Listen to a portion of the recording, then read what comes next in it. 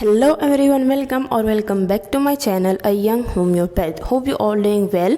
So as you all know, in this video we're going to talk about modus operandi, which is present in the aphorism number 28, 29 and also 148. So in the aphorism number 28, Hahnemann says that how homeopathic cure take place is not important to a physician. Scientific explanation to the material phenomena can be given effectively, but it is difficult to give explanation of a dynamic phenomena. Like हम सब लोग जानते हैं कि जो material body है, जो material चीज़ें हैं जिन्हें हम देख सकते हैं, उन्हें एक्सप्लेन करना, उन्हें समझाना इजी है, लेकिन जो डायनामिक चीज़ें हैं जिन्हें हम देख नहीं सकते उसे हमें समझाना थोड़ा मुश्किल है, राइट।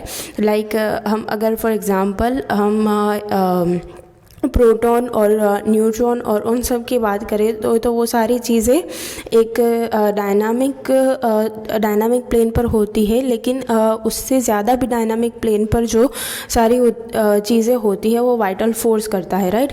सो डायनामिक चीज़ें जो हम देख नहीं सकते, राइट, जिसे सिर्फ हम महसूस कर सकते हैं, उन चीज़ों को एक्सप्लेन करना, उन चीज़ों के बारे में थ्योरीज लिखना वो ज़्यादा डिफ़िकल्ट है as compare to the material phenomena, right. So ये सारी चीज़ें हैनेमन ने एफोरिज्म नंबर 28 में बताई हैं। Then the best explanation of modus operandi is as under. So like Hahnemann ने ही ये जो एक्सप्लेनेशन है वो देने की कोशिश की है, जिससे कि हम अच्छे से समझ सके कि जो हमारी मेडिसिन है वो किस तरीके से बॉडी में एक्ट करती है, राइट। सो मोडस ऑपरेंडी का मतलब ही ये है कि mode of action of homeopathic medicines, right? Sorry, mode of action of a medicine, right?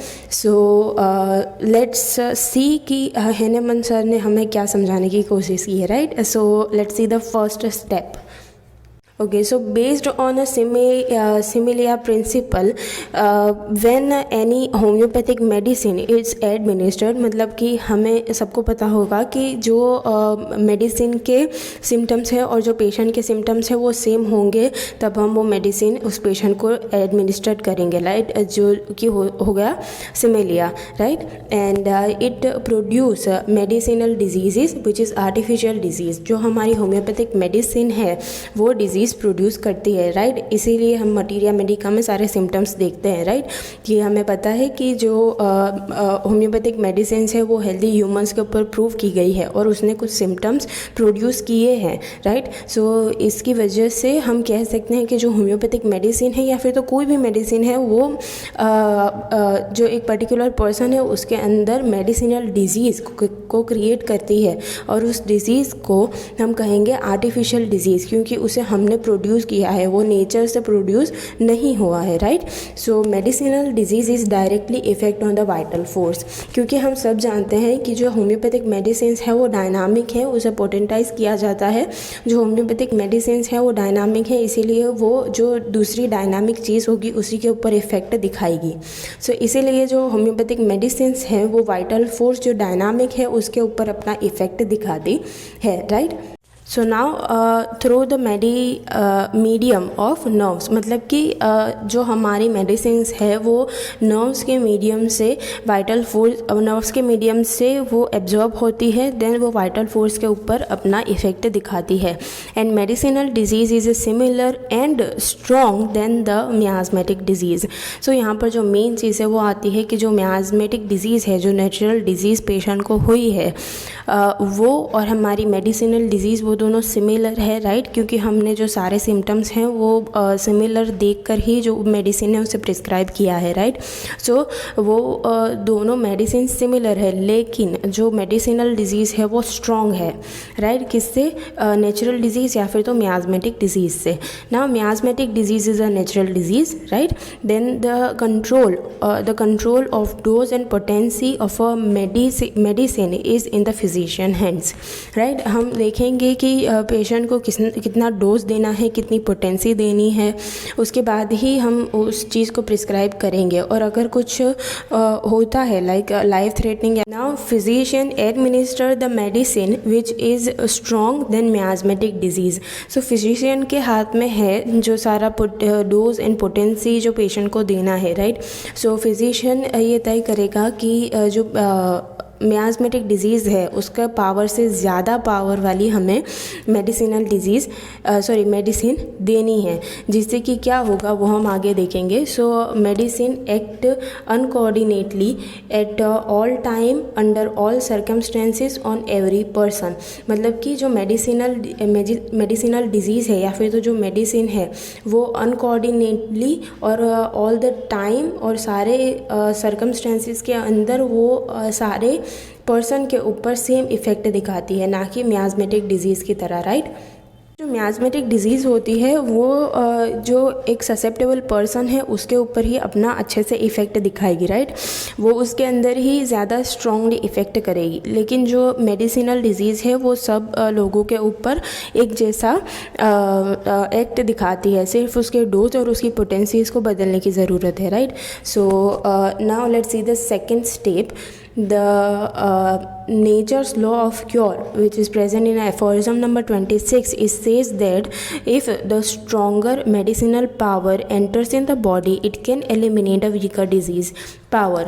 मतलब कि जो हमने अभी देखा कि मेडिसिनल डिजीज़ है या फिर तो मेडिसिन है वो हमारे मियास्मेटिक डिजीज़ से स्ट्रॉन्ग होनी चाहिए, राइट। सो हम जब हमने वैसी मेडिसिन एक पर्सन को एडमिनिस्टर की, उसने वो मेडिसिन ली, तो उसकी बॉडी में क्या रिएक्ट होगा कि उसकी बॉडी के अंदर जो मियास्मेटिक डिजीज़ है जो वीक है, राइट, जो वीक है वो जो मेडिसिनल डिजीज़ है वो स्ट्रॉन्ग है, इसीलिए जो मेडिसिनल डिजीज़ है वो वीक मियास्मेटिक डिजीज़ को बॉडी से एलिमिनेट कर देगी। ये पूरी चीज़ जो है वो नेचर्स लॉ है, राइट, जो कि हमारे ऑर्गेनॉन के में भी प्रेजेंट है in aphorism number 26, right. So based on this principle stronger medicinal disease remove the weaker miasmatic disease, right. Now the place of a miasmatic disease is occupied by a medicinal disease। मतलब कि जो miasmatic disease है वो हमारी body में उसने एक place बना लिया था कि जहाँ पर से वो सारे सिम्टम्स हैं उसे क्रिएट कर रही थी, right.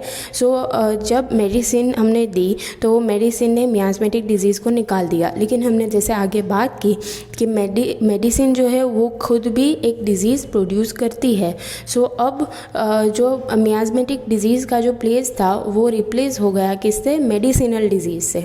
So vital force now suffer from a medicinal disease, right. So हमने आगे देखा कि जो मेडिसिन है, जो मेडिसिनल डिजीज़ है वो डायरेक्ट वाइटल फोर्स के ऊपर इफ़ेक्ट करती है। सो ना जो वाइटल फोर्स है वो किससे सफ़र करेगा, मेडिसिनल डिजीज़ से। अब मियास्मेटिक डिजीज़ तो निकल गई, right. So now step number 3, where the medicine have a specific period of action। मतलब कि जो मेडिसिन है उसका एक फिक्स टाइम है उसका एक्शन दिखाने का, उसके बाद उसका जो पावर है वो डिमिनिश होता जाता है, उसका पावर जो है वो रिड्यूस होता जाता है। And they have to be administer in a minute possible dose. मतलब कि हमारा जो एक दूसरा लॉ है लाइक लॉ ऑफ मिनिमम, जिसमें कि हमें बताया गया है कि हमें जो मेडिसिन है उसे मिनिमम डोज में देना है। क्योंकि अगर हम उसे ज़्यादा डोज में देंगे तो जो पेशेंट है उसे साइड इफ़ेक्ट्स होंगे, राइट। लेकिन हमें ऐसा नहीं करना है, हमें जो पेशेंट है उसे क्योर करना है, इसीलिए हम जो मेडिसिन है उसे मिनिमम डोज में देंगे, जिसकी वजह से उसके एक स्पेसिफिक टाइम के बाद जो मेडिसिन है उसका जो पावर है वो थोड़ा डिमिनिश होता जाएगा, रिड्यूस होता जाएगा, जिसकी वजह से जो हमारा वाइटल फोर्स है वो उसके ऊपर इफ़ेक्ट कर सकेगा। और जो वाइटल फोर्स है वो खुद ही मेडिसिनल डिजीज़ को बॉडी से बाहर निकाल देगा, right. So let's see, so medicinal disease gradually become weaker and milder, right, and at a one point vital force is stronger than a medicinal disease and left out medicinal disease. मतलब कि जैसे हमने आगे देखा natures law of cure में कि जो भी स्ट्रॉन्गर एक्शन वाली चीज़ है या फिर तो स्ट्रॉन्गर पावर वाली चीज़ है, वो बॉडी में से वीकर पावर वाली चीज़ को निकाल सकती है। जैसे कि मेडिसिनल डिजीज़ ने मियाज़मेटिक डिजीज़ को निकाला, उसी तरीके से अब जो मेडिसिनल डिजीज़ है उसका पावर कम हो जाएगा और वाइटल फोर्स का पावर ज़्यादा हो जाएगा, तो वाइटल फोर्स मेडिसिनल डिजीज़ को बाहर निकाल देगा। So now vital force is free from disease and become healthy again and remain the normal sensation and functions, right? So miasmatic disease को medicinal disease ने निकाला और then medicinal जो disease है उसका पावर कम हो गया, जिसकी वजह से vital force ने medicinal disease को भी निकाल दिया। So अब vital force वापस से उसके healthy state में आ चुका है, right? Now the examples like a primary action जो है, जो medicine का primary एक्शन है वो क्या होता है? So action of a medicine on a disease vital force, जो इन शॉर्ट की जो हमने पहले देखा कि मियाज़मेटिक डिजीज़ को निकाल दिया मेडिसिनल डिजीज़ ने, राइट? सो वही चीज़ होगी primary action. This helps to remove miasmatic disease from body, right? And secondary action जो होगा वो vital force react on a medicinal disease which is always opposite, right? And these two actions are necessary to bring highest ideal of cure, right? अगर इन दोनों में से कोई एक भी एक्शन अच्छे से नहीं हुआ, like for example primary action अच्छे से नहीं हुआ, तो हमारी मेडिसिन एक्ट ही नहीं करेगी, राइट? हमारी मेडिसिन मियाज़मेटिक डिजीज़ से उसका पावर कम होगा, तो वो मियाज़मेटिक डिजीज़ को नहीं निकाल पाएगी। और अगर सेकेंडरी एक्शन अच्छे से नहीं हुआ, लाइक हमने ज़्यादा डोज में मेडिसिन दे दी, तो जो वाइटल फोर्स है वो उसको वो अलग ही कोई डिजीज़ से सफ़र करेगा, राइट? सो इन दोनों एक्शंस का होना नेसेसरी है, किस लिए? हाईएस्ट आइडियल ऑफ क्योर के लिए। So homeopathy cure always take place on a dynamic level, right?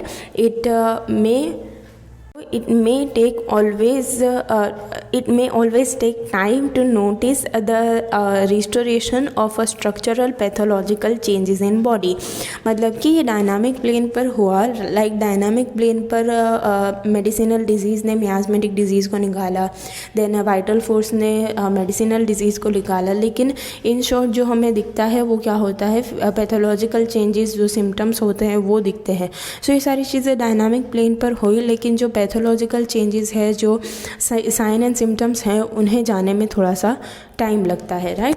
And Hahnemann has not give much important to a theory of explanation of modus operandi of a homoeopathic medicine, right? जैसे कि मैंने आपको कहा कि ये सारी चीज़ें dynamic plane पर होती है, और हमने स्टार्टिंग में ही बात की कि जो डायनामिक चीज़ें हैं उनका एक्सप्लेनेशन देना बहुत डिफ़िकल्ट है, और हैनेमन सर ने भी इतना इम्पोर्टेंस नहीं दिया इस बात पर कि हम उसकी थियोरिटिकल एक्सप्लेनेशन दें, लेकिन फिर भी उन्होंने इस चीज़ को थोड़ा सा समझाने की कोशिश की है। आई होप कि आप लोग भी अच्छे से समझ चुके होंगे।